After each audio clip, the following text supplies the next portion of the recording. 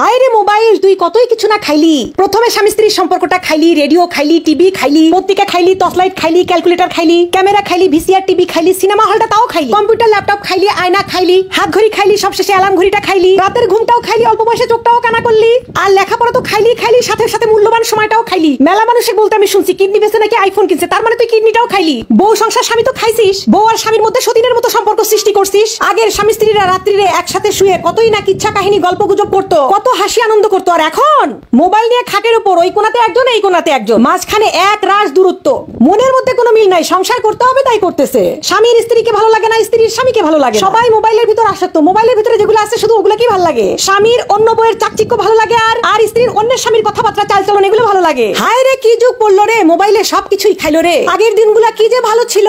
আগে স্বামী স্ত্রীর সম্পর্ক দেখলে বুক ভরে যেত। আমাদের নানি দাদিরা যে আছে তাদের ভালোবাসা দেখলে এখনো মনটা ভরে যায়। আর আমাদের মধ্যে খালি মারামারি, ফাটাফাটি, গন্ডগোল, খোসাখুসি, এগুলো ছাড়া আর কোনো কিছুই নাই। এর একমাত্র কারণই হচ্ছে ওই সর্বনাশা মোবাইল। ওই মোবাইলেই সর্বনাশটা করলো।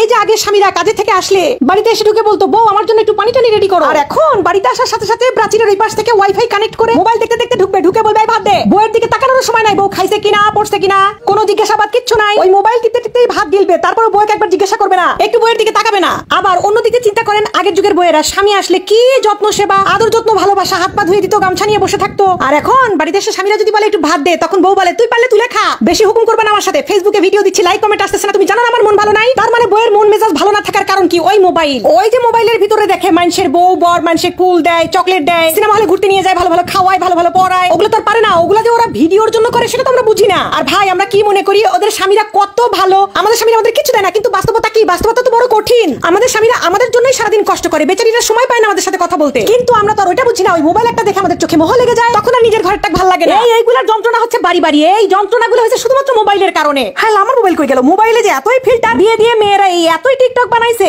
এই টিকটক দেখে দেখে আমাদের স্বামীদেরকে আমাদেরকে আর ভালো লাগে না। আমাদের মুখে মাস্তা লাগে, মুখে ব্রণ লাগে, বউ কালা কালা লাগে, বউয়ের মুখ চিমড়া চিমড়া লাগে, বউ স্লিম লাগে না, বউয়ের চুল ভালো লাগে না, বউয়ের কিচ্ছু ভালো লাগে না। ওই ফিল্টার মারাগুলো কি ভালো লাগে? এগুলোই হচ্ছে এখনকার সময়ের মেইন সমস্যা, বুঝেননি? আর বউদের সমস্যা হয়ে গেছে ওই যে মানুষের স্বামী বউদেরকে এত ভালোবাসে, বড় বড় গিফট কিনে দেয়, দামি দামি কার কিনে দিছে। আমাদের কপালে তো রিক্সাও জোটে না, ভ্যানও জোটে না। কিন্তু ওগুলা ভাই ওদের তো ওগুলো অন্য জিনিস, ওগুলা বুঝি না তো আমরা। ওগুলো আমরা না বোঝার জন্যই আমাদের সংসারে আজকে এত অশান্তি। এই মোবাইল যে কি সর্বনাশটা করলো।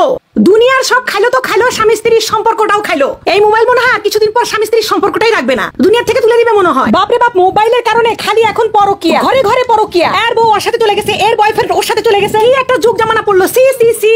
এই মোবাইলের জন্য এখন পরকিয়াটা মানুষের কাছে ফ্যাশন হয়ে গেছে। মানে ডিজিটাল যুগ, ডিজিটাল ফ্যাশন, ডিজিটাল পরকিয়া। কোনো লাজ লজ্জা কিচ্ছু নাই, বরং তো পরকিয়া করলে মনে হয় তারা জীবনে ধন্য হয়ে গেছে। তারা আবার ইন্টারভিউ দেয় মোবাইলের সামনে এসে, আমরা এই জন্য করছি, আমরা ওই জন্য করছি। মানে তারা যে পরকিয়া করছে সেটা তারা মনে করে না, তারা মনে করে কি আমরা ধন্য কিছু করে ফেলে দিছি।